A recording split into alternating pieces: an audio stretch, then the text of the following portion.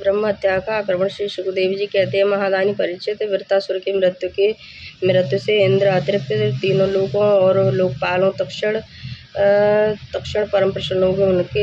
उनका भय, उनकी चिंता जाती रही है। युद्ध समाप्त होने पर देव ऋषि, पितर, भूत, दैत्य देवताओं के अनुसार गंधर्व आदि इंद्र से बिना पूछे ही अपने अपने लोक को लौट गए। इसके पश्चात ब्रह्मा, शंकर, इंद्र आदि भी चले गए। राजा परीक्षित ने पूछा, भगवान, मैं देवराज इंद्र की अप्रसन्नता का कारण सुनना चाहता हूँ। जब वृत्रासुर राजा परीक्षित ने पूछा, भगवान, मैं देवराज इंद्र की अप्रसन्नता का कारण सुनना चाहता हूँ। जब वृत्रासुर के वध से सभी देवता सुखी हुए, तब इंद्र को दुख होने का क्या कारण था? श्री सुखदेव जी कहते हैं, परीक्षित, जब वृत्रासुर के पराक्रम से सभी देवता और ऋषि महर्षि अत्यंत भयभीत हो गए, तब उन लोगों ने उसके वध के लिए इंद्र से प्रार्थना की, परंतु वे ब्रह्म हत्या के भय से उसे मारना नहीं चाहते थे।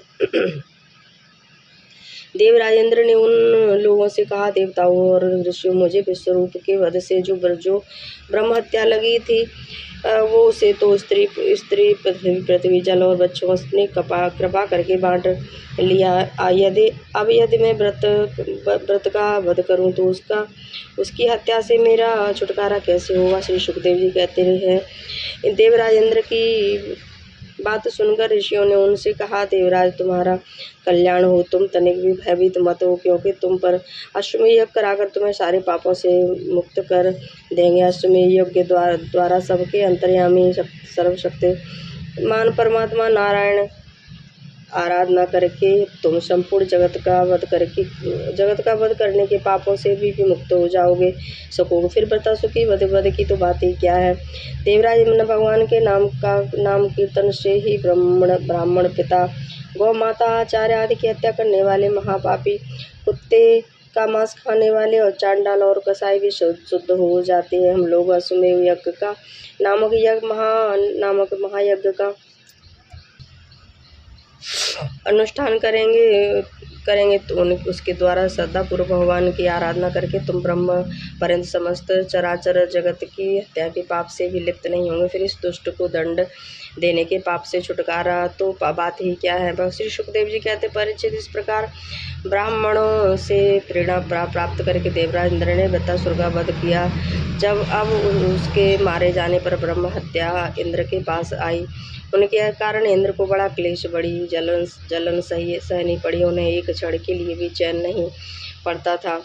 सच है, जब किसी संकोची सज्जन पर कलंक लग जाता है, तब उसके धैर्य आदि गुण भी उससे सुखी नहीं कर पाते। देवराज इंद्र ने देखा कि ब्रह्म हत्या साक्षात चांडाली के समान उनके पीछे पीछे दौड़ी आ रही है। बुढ़ापे के कारण उसके सारे अंग कांप रहे हैं और उसको क्षय रोग उसे सता रहा। उसके सारे वस्त्र खून से लथपथ हो रहे। वो अपने सफ़ेद बालों को बिखेरे ठहर जा इस प्रकार चिल्लाती आ रही है। उसके श्वास के साथ मछली की सी दुर्गंध आ रही है। उसके कारण मार्ग भी दूषित होता जा रहा है। राजन, देवराज इंद्र उसके भय से दिशाओं और आकाश में भागते फिर रहे थे। अंत में कहीं भी शरण न मिलने के कारण उन्होंने पूर्व और उत्तर के कोनों में मानसरोवरों में शीघ्रता से प्रवेश किया।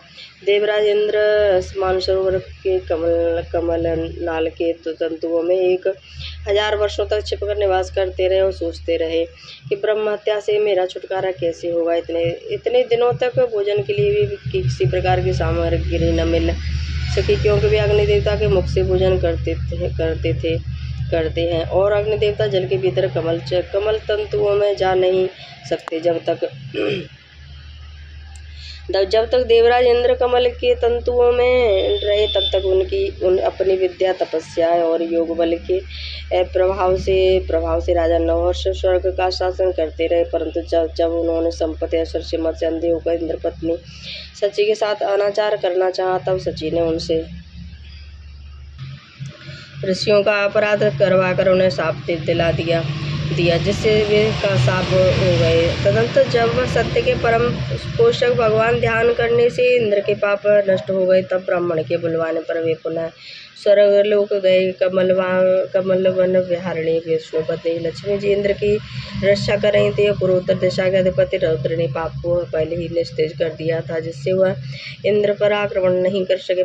परिचित इसके इंद्र के स्वर्ग में आ जाने पर महर्षियों ने वहां आकर भगवान की आराधना के लिए इंद्र को अश्वमेध यज्ञ की दीक्षा दी। उनसे अश्वमेध यज्ञ कराया। जब वेदवादी ऋषियों ने उनसे अश्वमेध यज्ञ कराया था, तब देवराज इंद्र ने उस यज्ञ के द्वारा सर्वदेव स्वरूप पुरुषोत्तम भगवान की आराधना की। तब भगवान की आराधना के प्रभाव से वृत्तासुर के वध की वह बहुत बड़ी पाप राशि इस प्रकार प्राप्त भस्म हो गई, जैसे सूर्योदय से कोहरे का नाश हो जाया करता है।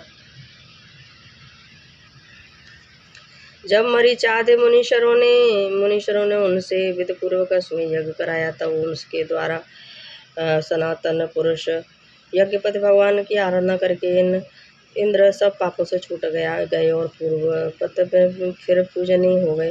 परिचय से श्रेष्ठ आख्यान में इंद्र विजय, उनके पापों से मुक्ति, भगवान के प्यारे भक्त वृत्तासुर का वर्णन हुआ है। इसमें तीर्थों को भी तीर्थ बनाने वाले भगवानों के अनुग्रह आदि गुणों का संकीर्तन है। यह सारे पापों को तो बहाता है, भक्ति को बढ़ाता है। बुद्धिमान पुरुष को चाहिए कि वे इस इंद्र संबंधी आख्यान को सदा सर्वदा पढ़ें और सुने। विशेषतः पर्वों के अवसर पर तो अवश्य इसका सेवन करें। यह धन और यश को बढ़ाता है, सारे पापों से छुड़ाता है, शत्रु पर विजय प्राप्त कराता है और तथा आय और मंगल की अभिवृद्धि कराता है।